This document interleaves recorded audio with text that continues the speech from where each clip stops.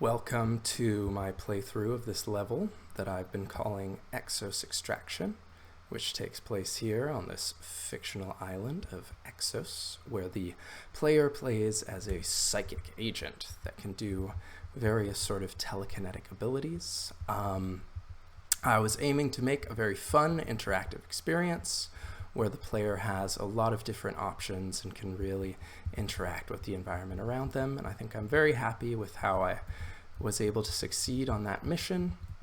Also very happy with how I was able to use reference to create an environment that was very interesting and dramatic with a lot of paths while still feeling grounded in reality. But without further ado, let's see what this psychic agent is up to. Here we go with this intro cutscene, which introduces us to our target, this big floating marble block, the Heart of Zeus, our enemy faction, these guys called the Crimson Dagger, and this idea of psychic resonators that we can get various upgrades at a couple of sites here on the map. And then I use this photo of the situation on a standard day on this island of Exos, contrasted with as it is now, pointing us right at our landmark, which has created quite the commotion, sent marble blocks flying up into the sky, big red beams up there as well. And then we are right here on the beach. Here these arches are a feature that I was really happy to take from reference. They're cool, they're dramatic, and they lead the player right in this direction that I want to be going by sort of framing this space here and hopefully leading them right towards the center of it, where they've got a nice rock placed to perfectly stealth and hide from this guard while remaining undiscovered. And that is sort of the experience that I wanted to have to make it as simple and as clear as possible. This guy is here, and then we want to hide from him.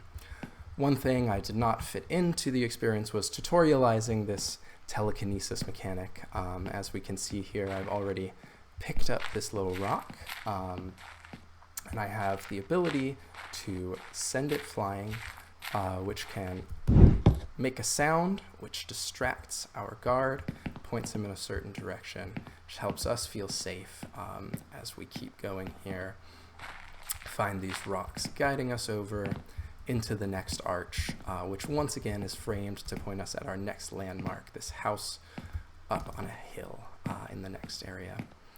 And in addition, with the telekinesis system, I really wanted to sort of scatter these props around everywhere, give the player always something to play and interact with so that the environment feels alive, responsive to us as we move through it.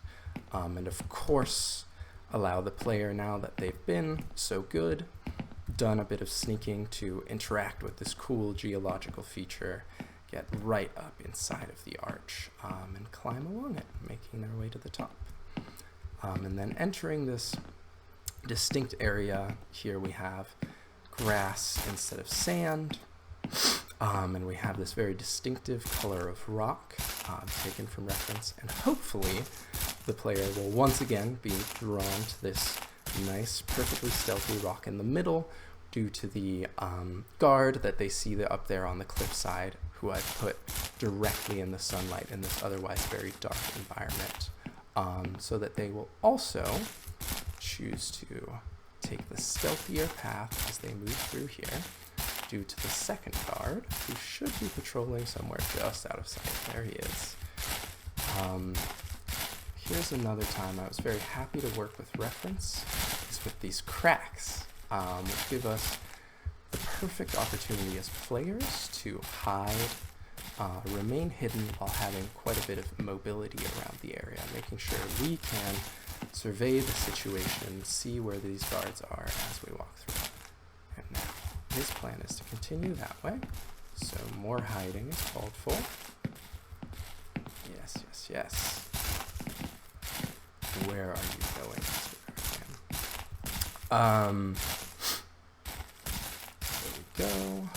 Moving farther. And as we make it to this situation, we've sort of snuck our way past this first patrolling guard. No, we have not. Just barely There we go. So now once we're out of range of him and can feel safe, I wanted to put these two big rocks as just sort of a wall to our backs. Makes us feel like we don't have to worry about detection from his side. And then we can focus on this guy up on the cliff, who's kind of looking right at where we're trying to be going. So we can use this system, toss one of these rocks to point him the other way as he gets distracted by that sound up there. While he does that, we'll take this cliffside path, do a little more of this dramatic jumping, get up in the environment, experience the elevation and the scale, while he remains distracted by our antics. And that takes us to this landmark, the house. I wasn't able to put any sort of interesting interaction here. It's really just this empty house with the one tree, but it's done its job of leading us farther up and pointing at our next landmark, which is this church down the coast. Now the path of it doesn't have quite too much going on, not too much interaction for the player, so I wanted to use this pretty dramatic light and dark contrast, light filtering through the leaves, to give the player something visually interesting, the rocks of course to play around with, and perhaps make them look towards the source of the light, the sun, where they also once again see the landmark, the Heart of Zeus, floating up there in the sky. And now here, really providing a couple different paths for the player. At this point, I'm on what I consider sort of the golden path. I think when we're in this sneaky setup where we don't yet have the power to fight back against the enemy guards, I imagine that players will prefer to take this sort of sneakier high road, which puts them right along here. If they'd gone down there, they'd be of course down there, ready to look at this event that I've set up. One of the guards uses telekinesis, walks forward, makes it crumble into the sea, cheers, and then goes into the church, which does a couple of things for me. So this sets up the idea that we could get greater telekinetic power, be tossing around more than just pebbles, something that really has the ability to affect things, perhaps even let us fight back. Could be interesting. And that this upgrade is maybe contained in here, where the guard has now walked into. Make the player interested in this church. If they walk right up, doesn't seem any way to open the doors from the outside. I also wanted to tutorialize the idea that you might be able to interact with these big floating rocks, which of course are here to amp up the weirdness and psychicness and all sorts of goofiness of this island, disturbed by the big Heart of Zeus up there. And in fact, the player path forward will require them to interact telekinetically with one of these rocks. So the next place you can imagine the player going is checking out this, getting a view of their next destination, going where the guard was, and then seeing, a window, perhaps an alternate path into the church. Let's follow. And there we go. We've died. So we're going to solve that really quickly. We are back and ready to take a less lethal route into the church. So we walk right in, see that our guy is there, and then we take this resonator acquired, telekinesis enhanced. We can now lift heavier objects. One thing that I really wanted to do here design-wise was these doors that didn't light up earlier are now lighting up, inviting us as players to grab them as we with our enhanced telekinetic powers, use them in this fight. While we were there, the guards came after us, and now we got to use our new powers to interact with our environment. And then, what? Could go that way. Perhaps we too have the power, just like the guard did, and we can knock this over. And that's just one piece of, and that triggers even more fighting. As I wanted to make sure that this time now, where we've just gotten our new ability, we're able to use it as much as possible to celebrate that power up. Feel the power of just tossing rocks at these guys and watching them fall. But yeah, this feeling that we have this interactive environment, that we can do things to the world around us, was important to me. And as we make our way around here, set it up to have some guys spawn off camera as we are forced to go around this cliff. Let's see if we ever are returned to our full speed. Boom. The fighting continues.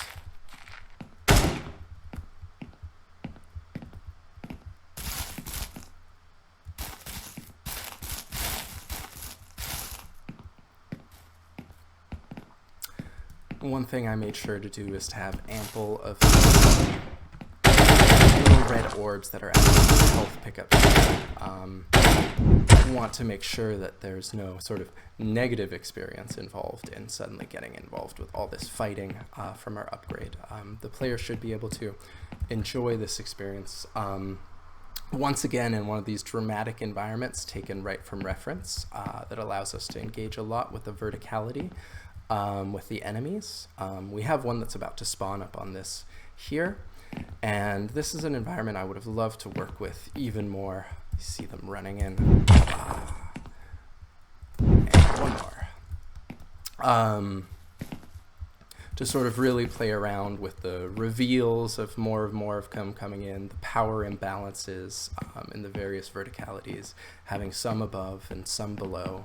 In essence, a lot of it's there. And see, oh, and there's one thing with that rock we were just able to grab there.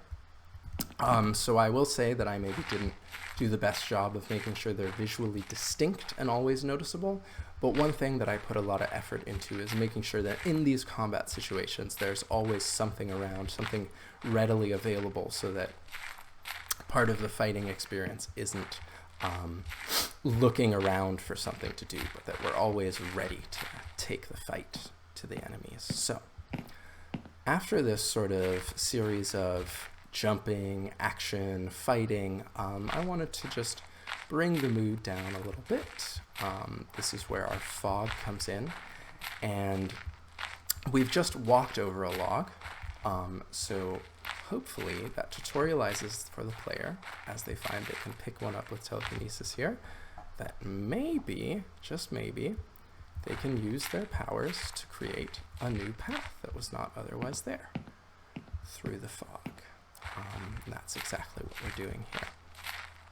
Again, just another way of sort of making this power that can interact with the environment, that gives the player option, making them feel like they can really do something in this world. If I were to toot my own horn, I'd say I'm like getting very close with this template to something that feels almost like an immersive sim, where there are lots of different ways for the player to use a system to interact with the world. And of course, nowhere near the ambition that that can get in a AAA environment, but I really enjoy having this thing where I feel like it is a living world that the player can do things with.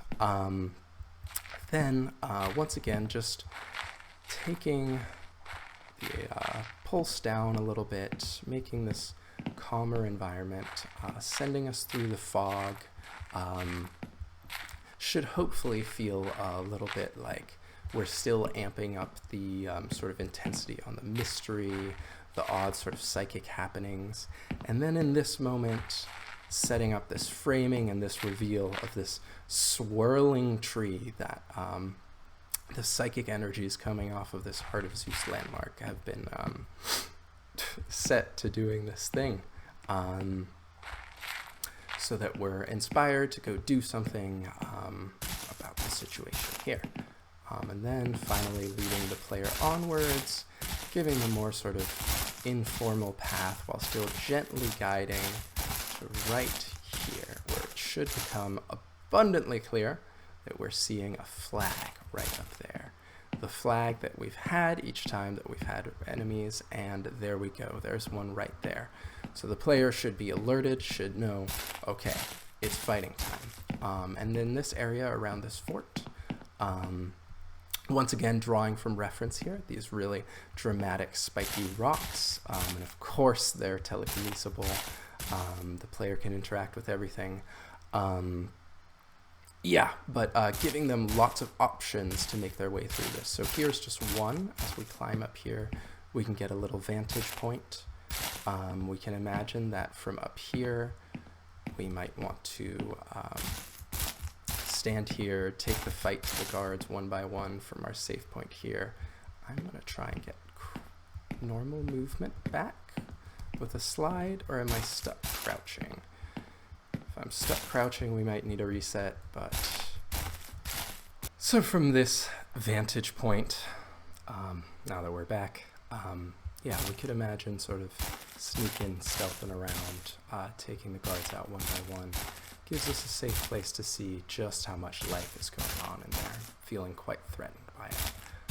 I am going to, in this scenario, take another way around, just to demonstrate that there are multiple ways to attack this problem. And on top of making these rocks here telekinesisable, also the little pieces of the fort can be picked up and tossed and used to distract that guard so that we can safely check out this way along the back, and are then rewarded giving those players who want to avoid the head-on approach another option if they keep their curious eyes open.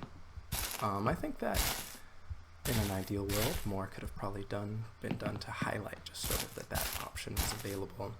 And here we get our first view of the next area that we're heading towards, this ship down here framed. I'll talk more about that later, but I do think that I've actually made the wrong things a little too dramatic down there.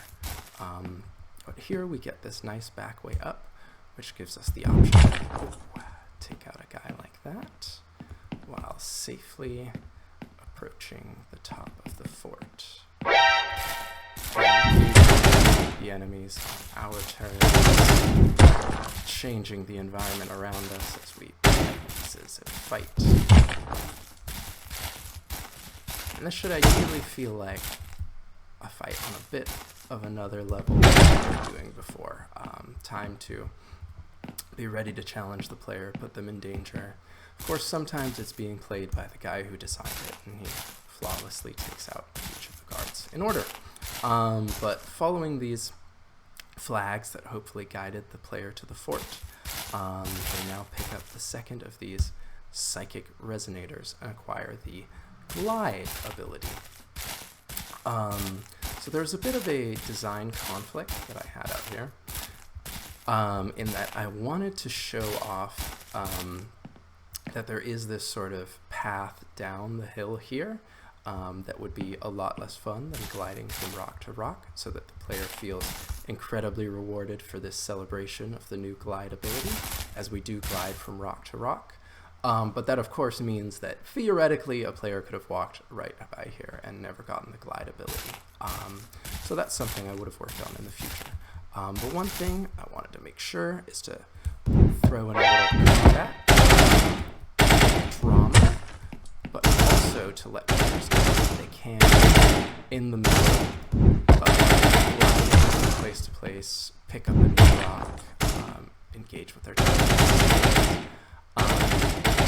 And one thing I did here intentionally was spawning more guards down here to sort of keep the player going on the one flow of this longer combat as we glide from place to place.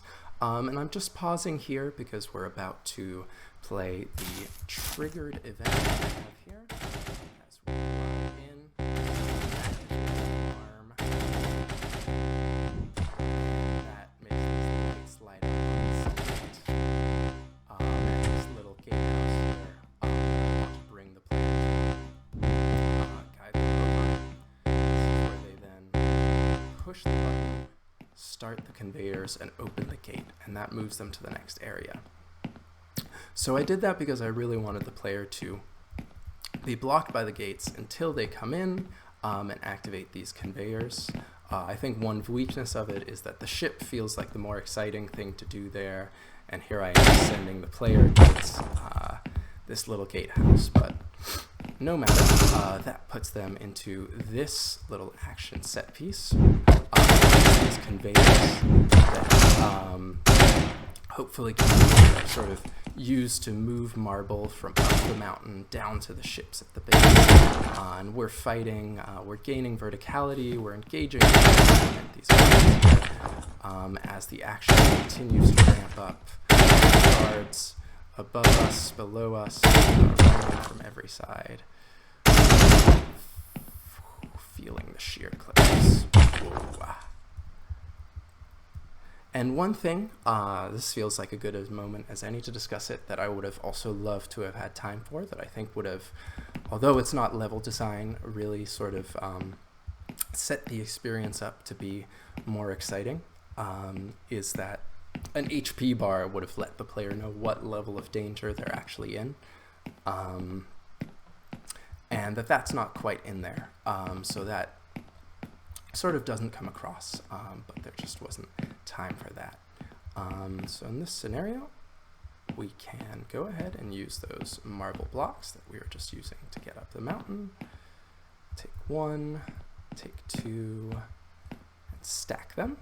Once again, using our ingenuity, interacting with the environment to make our path forward.